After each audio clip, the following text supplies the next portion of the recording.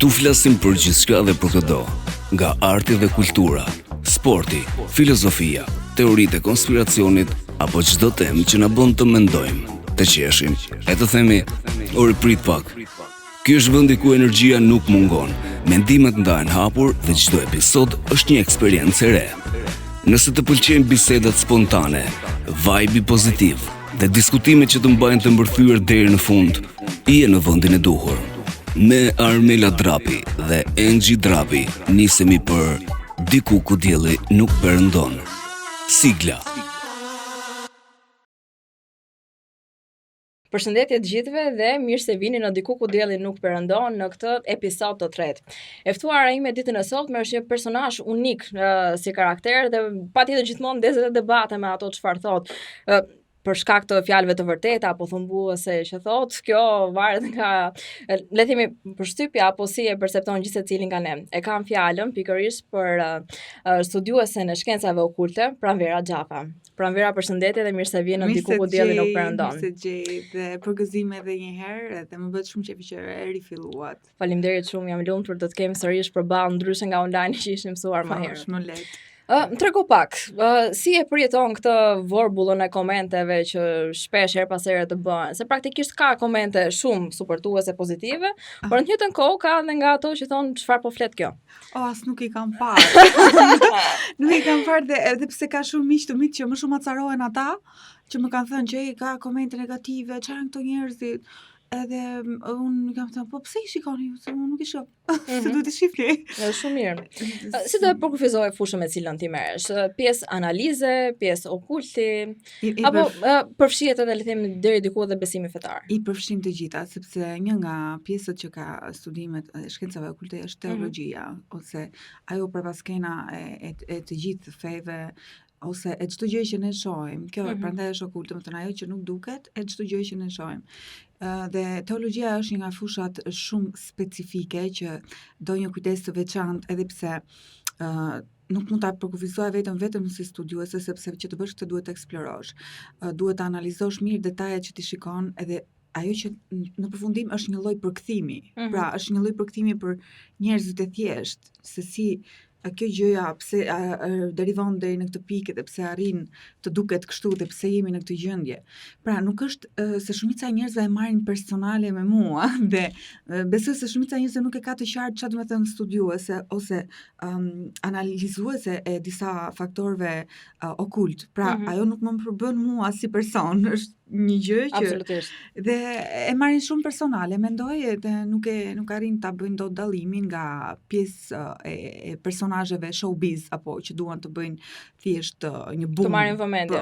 Dhe ishte për mua, unë s'do isha dal kur të tjedi dhe vetë që unë shpeshherë kam refuzuar për shumë vite dhe për shumë kohë që mos të merrja pjesë sepse thonë, wow, po ç'është kjo? E thua shpesh, por më pas ndodh diçka atak dhe zgjedh të rikthehesh. Po, është e pamundur. Është një thirrje jote e brendshme në bazë për edhe për të hapur le të themi horizontet e personave apo sepse duket sikur është një lloj dëshire që e brendshme që ti thua që i prit është kështu, që t'ia thuash atë pjesën tënde, patjetër. Kur ka nisur dhe si ka nisur interesi yt për faktet mistike, për shkencat okulte, për këto dukuritë që deri diku duken edhe mistike në të njëjtën kohë? Po, gjithçka është mistike. Që kur kam lindur mbaj mend veten time kështu. Një njeri pak ndryshe dhe shpeshherë nuk flisja shumë, pikërisht sepse nëse do flisja do ishte në tipit karakterit këtij lloji. Edhe njerëzit normalisht në ato kohë nuk ishin përgatitur për këto gjëra. Ishte shumë, sidomos nga një fëmijë si do merrej. Absolutisht. Por si e kam pritur, domethënë edhe familjarët e tu mbase faktin e të qenurit pak sa më e veçantë. Se unë mendoj që gjithë secili nga ne që le të themi ka ca aftësi të brendshme për të kuptuar gjërat ashtu sikurse janë, jo ashtu sikurse mbase pjesa më e madhe e njerëzve zgjedhin apo mund të shohin. Janë disi më ndryshe, janë më kreativ, kanë disa aftësi ndoshta edhe artistike. Po, besoj se duhet të lindësh i tillë për ta perceptuar dhe për ta parë ndryshe gjën, ose edhe për t'ia thënë të tjerëve me fjalë sa më të thjeshta që ta kuptojnë. Si për familjarët e mi, si për miqtë e mi, ka qenë diçka normale, sepse normale janë mësuar me mua duke i thënë këto gjërat në këndvështrim ndryshe, edhe nuk ka qenë ndonjë tronditje madhe. Jo gjëja ishte më shumë te thelbi i personazheve, domethënë të gjithë ishin në merakun që shiko mos merr ndonjë personazh ta bësh fërtele, ose e merr ti dhe e zhbirlon dhe ja thua gjërat. Them po jo, nuk e kam me personat, por me fenomenet. Me dukurinë, absolutisht. Po cila ka qenë përvoja të cilën do e veçoje dhe do thoje se ka diçka që është më tepër se sa ajo çfarë ne shohim. Pra, një përvojë apo një eksperiencë personale jote. Po janë mesazhe telepatike, plus unë kam deklaruar disa herë dhe është pak si nuk i kam qefti për përsëris gjërat, por do ta them prap. Kanë qenë fenomene që tashmë janë rëndom dhe njerëzit i marrin si shablon ose shumica janë teori konspirative, por në ato kohë, në ato vite, nuk ka pasur shumë gjëra të tilla dhe nuk është se unë jam e prirur të besoj në gjëra që janë përtej, apo duhet një bindje e madhe, pra nuk jam njëri që bindem lehtë nga dogmat dhe nga gjërat që unë shikoj. Por më shumë ishte si mesazh telepatik dhe fenomenet që unë pash, jo vetëm në qiell, po në përditshmëri apo ndjesia e të prekurit të portaleve reale energjetike, edhe më pas edhe shumë fenomene që ndodhen dhe shumë personazhe që ndikuan në jetën time që ishin nga përtej kufive dhe që vinin në ato zona ku unë kisha parë këto fenomene të çuditshme, drita apo gjëra të tilla që erdhën për ta eksploruar dhe kjo më bëri që të besoj që po, është diçka. Por çfarë ndjeve? Do të thënë atë moment, ishe gati emocionalisht, psikologjikisht apo pati një shok, le të themi, emocional për momentin? Herë parë ishte një gjë që hajtë ishte diçka kështu më bën syt ose dhe kur të vjen pastaj si mesazh telepatik dhe kur gjendja jote ndryshon e të perceptuar të parit të gjërave, arrin deri në atë pikë që mbase njerëzit tani e quajnë syri i tretë apo këto gjërat, arrin deri në atë pikë që e lexon mendimet e të tjerëve dhe kjo më bëri që të shkëputem nga të gjithë njerëzit. Sepse filloni çike frikshme. Ishte shumë vështirë, domethënë unë duhet që të bëja sikur nuk po I dëgjoj në të vërtetë. Se mbase deri diku vënë në dyshim edhe familjarët apo miqtë tanë më të afërt. Ishte një periudhë që sigurisht duhet që të kërkoje një person mistik të llojit tënd që t'ja sqaroje dhe nuk ishte që ti thoje këto gjëra, pastaj më vonë sigurisht e gjeta mënyrën, por gjete një balancë. Ishte shumë e vështirë sepse ti shikoje njerëzit siç janë dhe duhet ti thoje po, të buzëqeshje ngaherë ti thoje po, e besoj atë që thua, por në fakt të vazhdon, domethënë. Sipas teje, cilat janë 3 teoritë e konspiracionit, të cilat janë më të besueshme, apo secila ka vërtetësinë? Ka shumë, por ajo që është më e besueshme dhe që do vërtetohet shumë shpejt, më shumë, është teoria e të shkuarit në hënë. Pastaj kullat binjake, pastaj klonimi, që është në rrugën për tu parë që është real. Absolutisht. Unë nuk mendoj se ka më personat e cilët kanë dyshime për pjesën nëse është reale apo jo. Unë shumë vite përpara këto, sa e çmendur, si Bideni është I klonuar. Jo, ndërkohë Bideni njëri kishte veshin ngjitur, njëri të shitur, njëri një sy kështu, njëri kështu, domethënë brenda muajit nuk ndryshon njeriu. Janë njerëz që prandaj them janë detaje që janë edhe fizike të dukshme, jo më ti shikosh përtej. Në fakt mendoj që mund të ketë vend për diskutim fakti se sa persona janë të përfshirë domethënë në pjesën e klonizimit apo sa persona të klonuar hasim përgjatë për dëshmërisë tonë, se nuk mendoj që është më në kurse të diskutimit vërtetësia apo jo. Gjithsesi, unë jam shumë kurioze të di pse në periudha krizash shtohen to teoritë e fakteve mistike, të konspiracionit, është mbase një presion I shtuar që I bëhet masës popullatës për fshehur diçka tjetër? Është një lloj arratisje nga realiteti. Dhe pjesa më e madhe bien prethur. Pjesa më e madhe e skenës konspiracionit janë të futur ose të infiltruar në këtë pjesë për të bërë boomin dhe për të futur sa më shumë frikë. Unë asnjëherë nuk kam dashur që të përhap panik në njerëz për këto gjëra, sepse thjesht kam dashur që njerëzit të kenë një vështrim kritik dhe dyshues ndaj gjërave që shikojnë. Kaq. Shumë mirë bën fakt. A mendon se universi dërgon mesazhe? Po, patjetër. Dhe cilat janë format në të cilat universi mund të dërgojë mesazhe? Në për ëndra, në për njerëz, në për vende të ndryshme, do shikoni që do merrni mesazhet reale nga ajo ekzistenca ose prejardhja jon ose e Zotit si themi.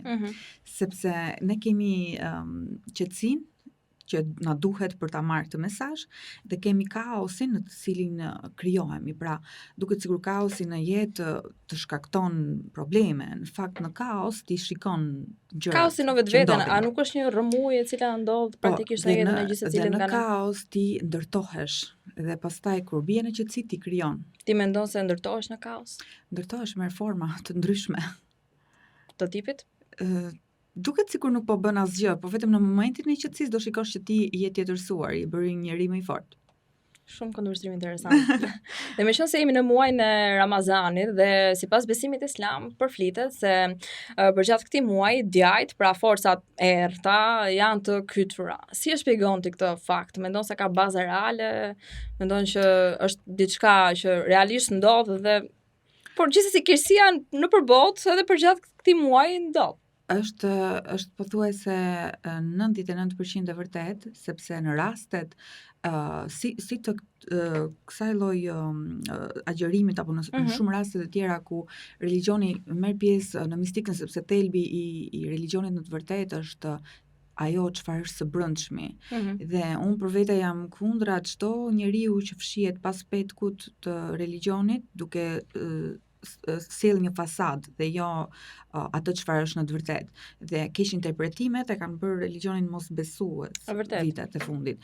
Pra, ajo çfarë është e vërtetë është që fjalët që janë në Kur'an apo edhe vetë agjërimi sjell një lloj qetësie duke i përsëritur shpesh herë ato darkave që bëjnë ato lutjet. Vën një lloj qetësie ose një lloj komunikimi edhe me botën e errët. Pra, është mënyra për t'i vënë ata në lidhje me botën fizike dhe për t'i vënë në kontakt, por edhe në heshtje. Disi kjo i bën që ata të mos të futen në ndërveprim.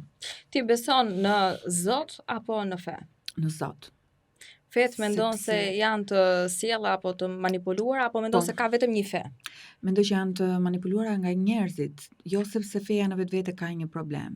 Pra feja ka lindur si rezultati i botës shpirtërore dhe më pas interpretimet nga personazhe jo adapt për atë gjë e kanë sjell në këtë nivel që nuk shohim, domethënë, dhe mirë do ishte për shkakun që vetë komunitetet fetare të përjashtonin njerëzit të cilët nuk kanë asnjë lloj dienie për këtë lloj fushë ose keq interpretojnë fen. Po, pra nuk mendon se edhe krerët e komuniteteve të ndryshme besimtare janë të vendosur posaçërisht për të pasur një rol të caktuar? Sikur kontrolli që dikur nuk ishte mbi fen, duket sikur tashmë ka një lloj kontrolli dhe aty. Pse simbolika është gjithmonë e fshehur në sy të publikut, sepse shpesh ndodh që ne jemi duke bërë një lutje apo duke le të themi manifestuar diçka për mirë, por mbase pozicioni në cilin ne jemi duke qëndruar e pengon le të themi këtë lutje që të realizohet. Pozicioni duhet që patjetër të jetë pjesë përbërëse një nga elementët, zjarri, hëna, dielli. Prandaj edhe në faljen apo në lutjet kthehen të gjithë nga lindja e diellit. Pra është rëndësishme të kthesh nga lindja. Është shumë e rëndësishme që të kesh pozicionin e 4 elementëve që të balancosh. Pra ideja e çdo lutje është balanca dhe jo kaosi.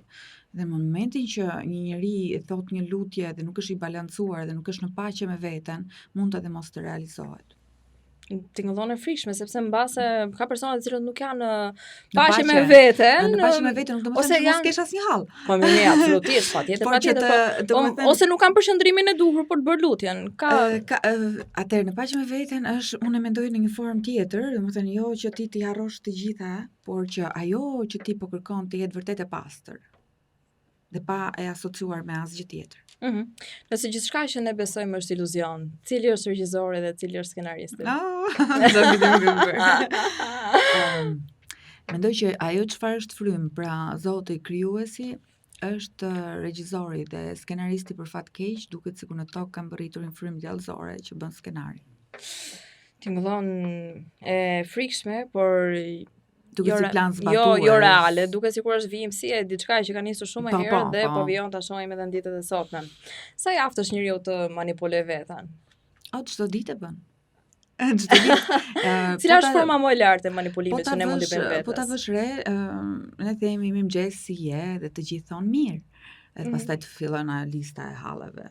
Në subkonsciencën tonë. Manipulimi i parë që njeriu ja bën tjetrit. E vërtet.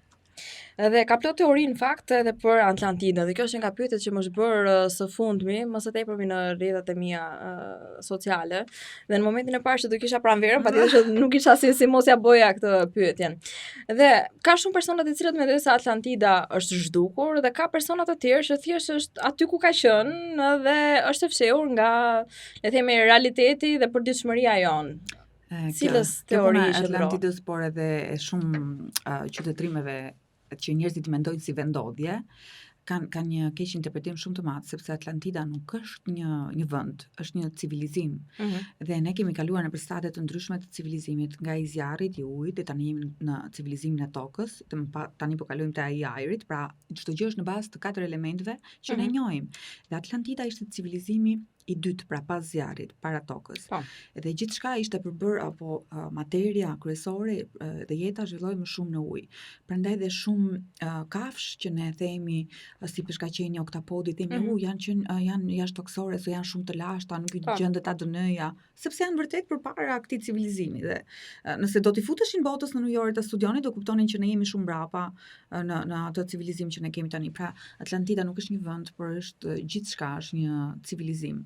Dhe pastaj mundet që për te mureve të akullit të ketë mbetur ai civilizim, ose mundet që nën tokë, ose mundet që në një kontinent që është ende i pa zbuluar, ose poshtë Antarktidës, të ketë diçka të tillë. Nuk i dihet, domethënë. Okej. Dhe një teori thotë se Atlantida prekte edhe zonën e Santorinit.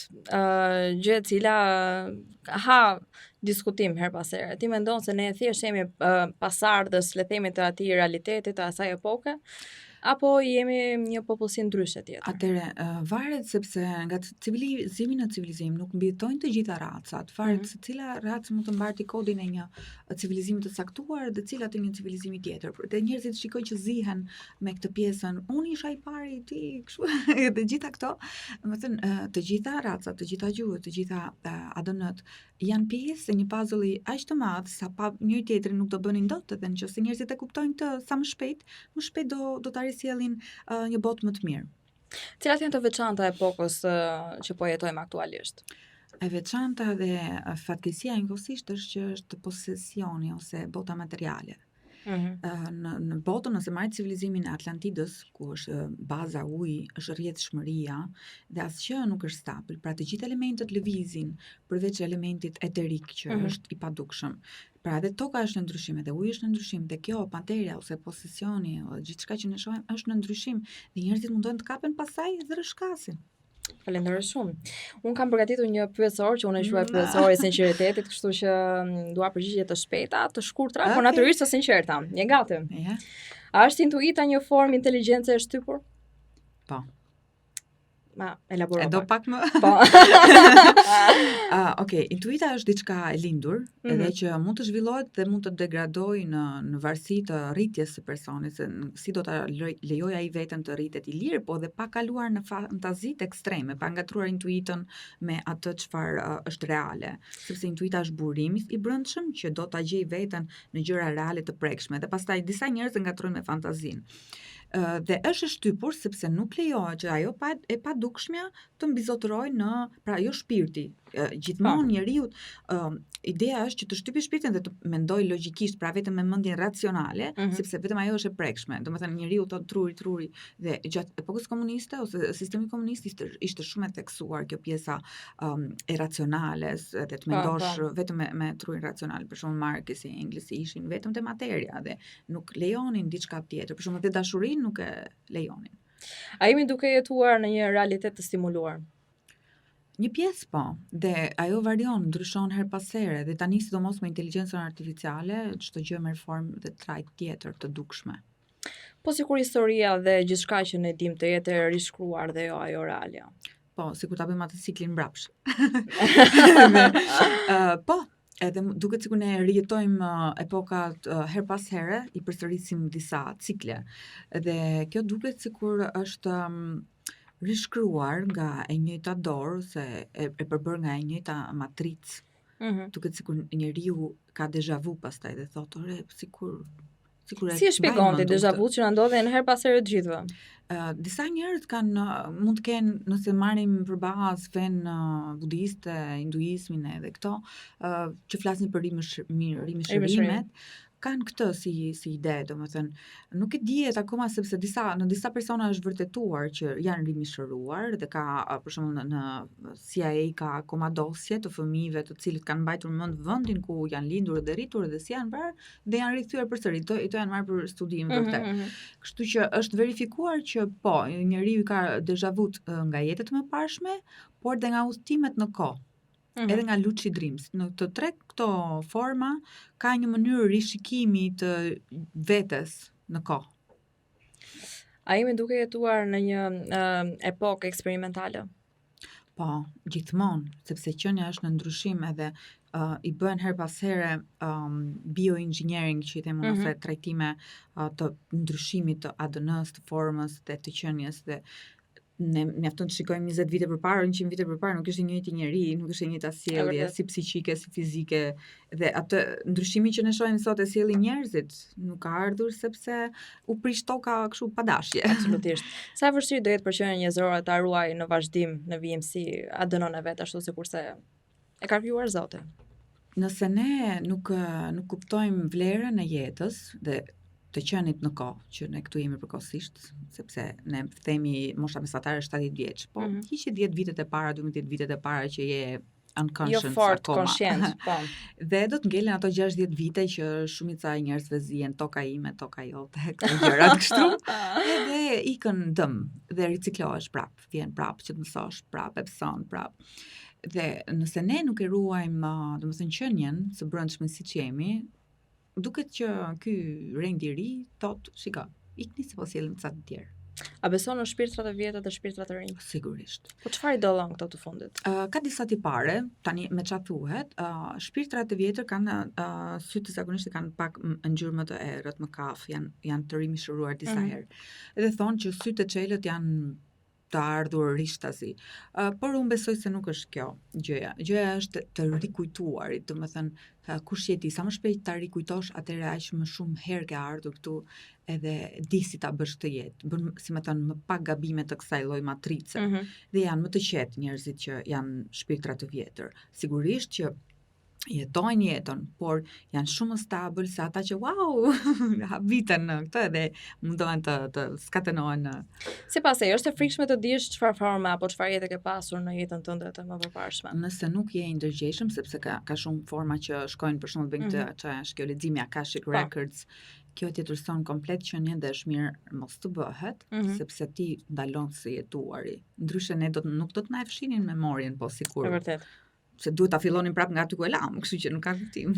Është më mirë të dish apo të jetosh në atë paditurinë tënde i qetë? Nëse do të jetosh vetëm për të ngrënë, për të fjetë gjumë edhe të zgjohesh prapë mëngjesi i lumtur, është më mirë të jesh i paditur. Nëse ti ke ardhur këtu për të zbuluar veten edhe për të qenë i lumtur edhe me të tjerët, është më mirë të kërkosh dhe nuk ka asgjë të keqe. Pra thua që lumturia është relative. Po.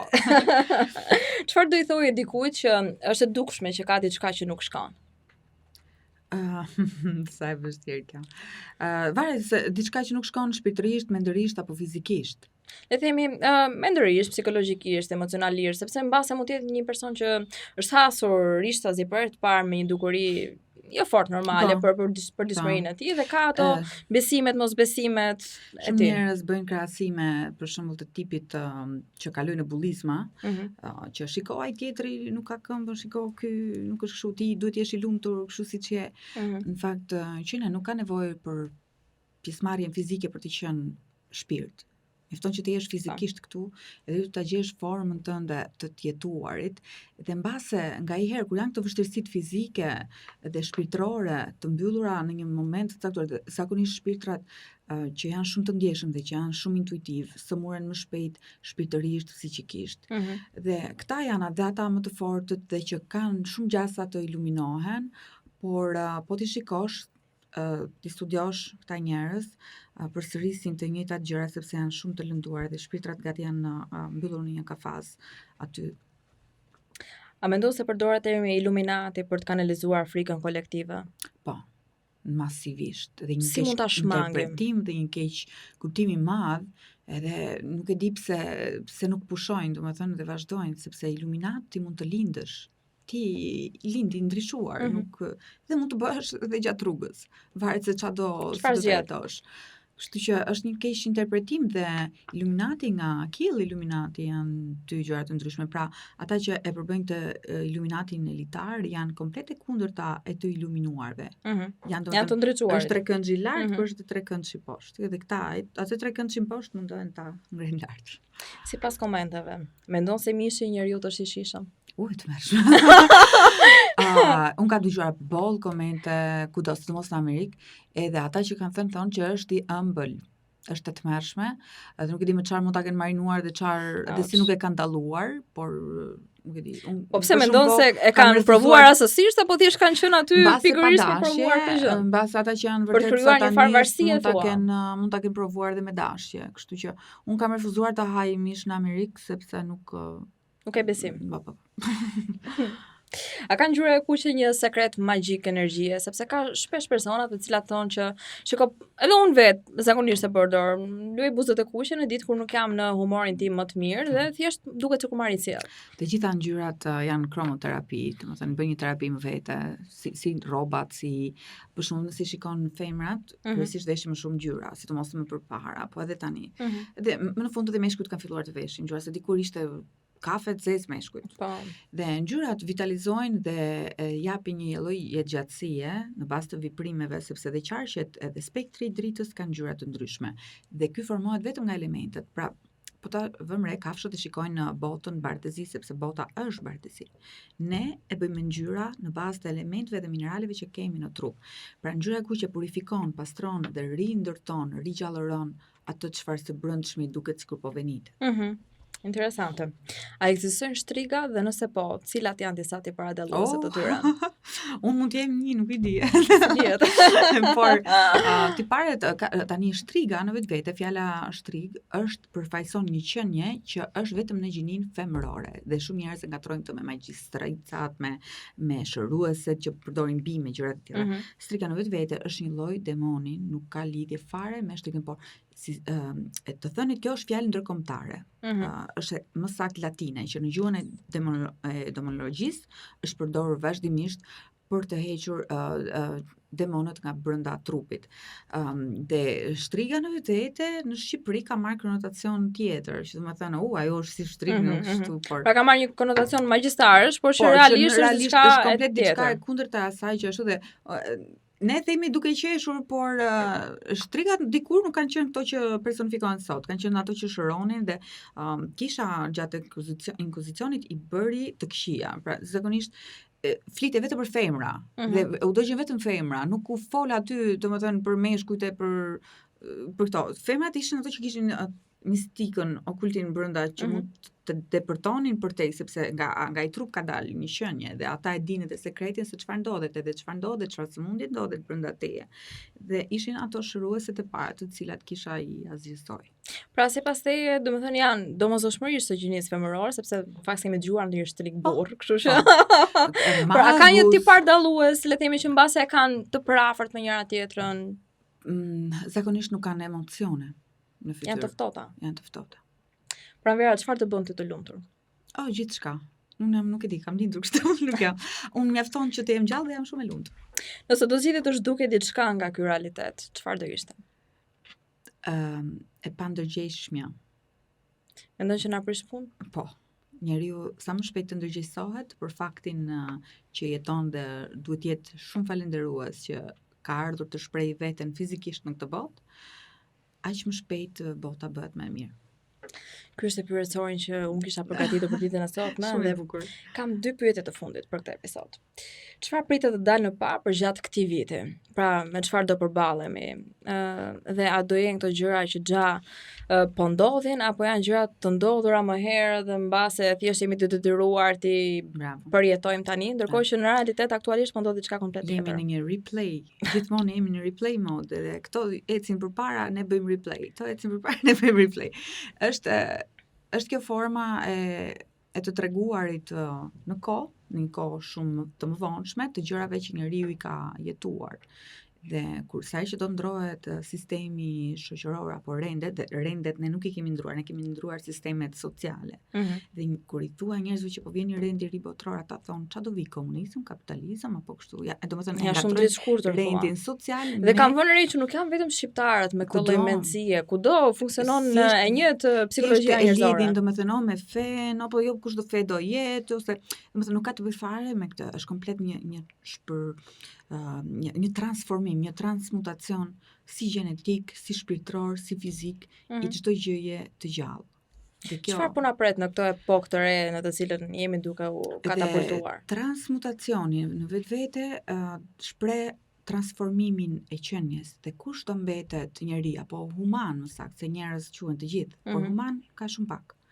Edhe deri në fund të transhumanizmit, prandaj ka termin human brapa, do shikohet se kush vërtet, kush qenie apo cila ADN që ka secili të veçantë, do mbijetoj deri në fund të transhumanizmit për të dhënë një jetë rendit të ri. Nëse do e përkufizoje këtë vit me një fjali, cila do ishte? Sa vështirë kjo pyetje. Se ka shumë. Është revelation ose rizbulimi i gjithë shkaje që ne e kemi jetuar, e kemi pasur aty dhe se kemi parë. Domethënë hapja e okultit, rënja e perdes. Do na bie perdja. Po. Më në fund. Ka të mjatë të qenë të vete, po do vi një moment dhe do ndodh. Pranvero, të falenderoj shumë që ishe ditën e sotme bashkë me mua, dhe të falenderoj për gjithë origjinalitetin dhe informacionet që ndan me ne pastaj ishte kënaqësi. Të dashur miq, ju falenderoj që na ndoqët në këtë episod të tretë. Ishim me Pranvera Xhafa, me të cilën natyrisht folëm pak gënjeshtër ashtu sikurse ne e bëjmë gjithmonë. Ju falenderoj për momentin dhe së bashku do shihemi sërish në episodin e radhës. Ju dua.